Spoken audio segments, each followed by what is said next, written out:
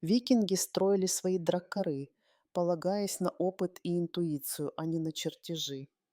Они использовали простые, но эффективные методы.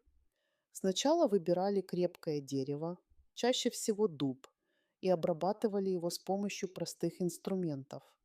Каждый мастер знал, как правильно соединить детали, используя шпонки и веревки. Строительство начиналось с киля, основного элемента, который задавал форму корабля.